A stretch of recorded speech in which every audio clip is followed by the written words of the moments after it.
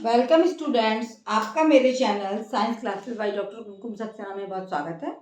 और आज आप चल रहे हैं विद्युत के जो मेन पर्पज है विद्युत का, घर में लाइट करना, पंखे चलाना, कूलर चलाना, रेफ्रिजरेटर चलाना, तो उसके बारे में आपको आज बताया जाएगा। ये आपको जो पर्पज दिखाया गया है ये समान घरेलू पर्पज है, उसका व्यवस्था अधिक दिखाया गया है कि किस तरह से पर्पज घरों में कार्य करता है, हमारे घरों में कैसे बिजली आती है और हमारे सारे इक्विपमेंट्स कैसे चलते हैं।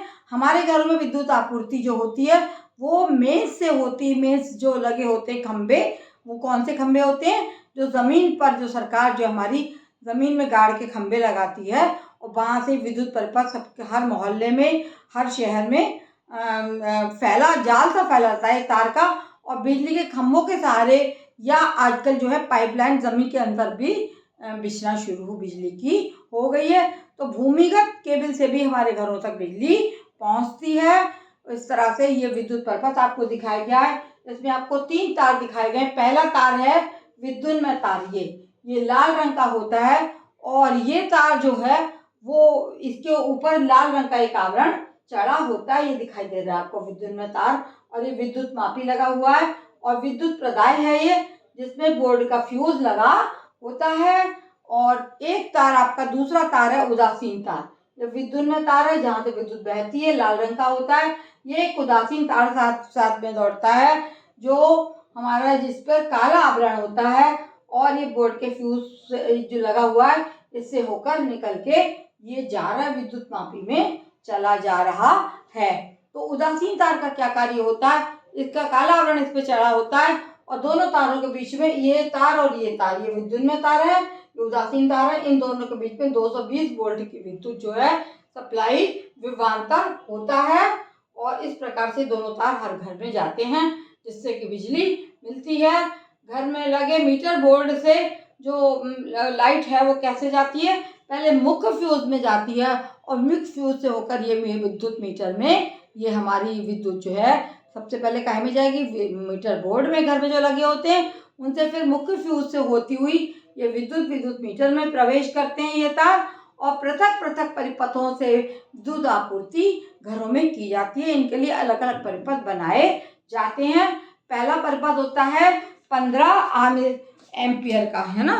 15 एम्पियर जो है अच्छी खासी विद्युत होती है। 15 एम्पियर के तार से क्या होता है?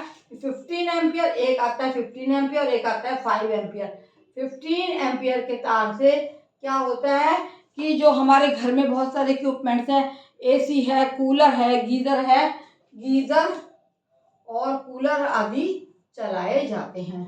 एसी, कूलर, गीजर इसी से चलाए जाते हैं, क्योंकि इसमें इसका जो विद्युत का वो है वो ज़्यादा होता है, 15 एम्पियर होता है। दूसरा परिपथ हमारे यहाँ होता है जो ये उच्च शक्ति वाले विद्युत संयंत्र है, गीजर, कूलर, एसी, जो 15 एम्पियर से ही चलाए जा सकते हैं। दूसरा है 5 एम्पियर वाला।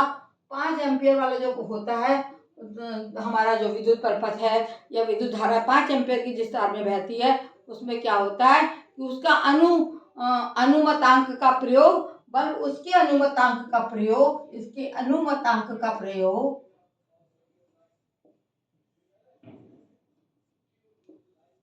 काय में किया जाता है? बल्ब, पंखे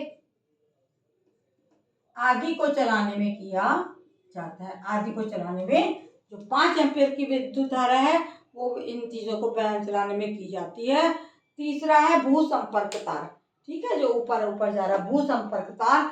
ये हरे रंग का होता है, हरा विद्युत रोधी आवरण होता है ये, और घर के निकट भूमि के भीतर बहुत गहराई पर एक धातु की प्लेट स्थापित की जाती है, उससे संयोजित किया जाता है। हर घर में जमीन में अर्थिंग, जैसे अर्थिंग वायर कहते हैं, एक धातु की प्लेट लगाई जाती है, उससे ये भू संपर्क तार जो है वो लगा होता है, और भूमि के बहुत निकट होता है ये, और बहुत गहराई पर इसको रखा जाता है और धातु की प्लेट से संयोजित कर दिया जाता है। इसका उपयोग काहे के लिए किया जाता है? प्रेस, टोस्टर, जो अर्थिंग वायर है हमारा, उसका प्रयोग क्या होता है? प्रेस, टोस्टर, रेफ्रिजरेटर आदि विद्युत के जो हमारे घरों में इक्विपमेंट्स होते हैं उनके सुरक्षा के रूप में अर्थिंग वायर्स का उपयोग किया जाता है। अगले उसमें मैं आपको बताऊंगी किस तरह से फ्यूज उड़ जाता है, जिससे हमारे संयंत्र जो है वो बुझने से जलने से बच जाते हैं। तो ये पूरा पर्पज आपको दिखाया गया है इस चित्र में, इसको समझ लीजिए। और ये पूछा जा सकता है कि इसका विद्युत धारा का क्या किस तरह से हमारे घरों में आती है। तीनों तारों के बारे में आपको जानकारी दे दी गई है। मेरे इसको देखने के लिए बहुत बहुत धन्यवाद। ये मेरा बिल्कुल निःशुल्क क्लास है और आप जिन बच्चों ने सब्सक्राइब ना किया हो बच्चों सब्सक्राइब करें और मेरे पढ़ाए हुए लेसन्स को देखते रहिए। आपको निश्चित फ़ायदा मिलेगा और सरल रूप में आपको बताया गया है, केवल आपको देखना है।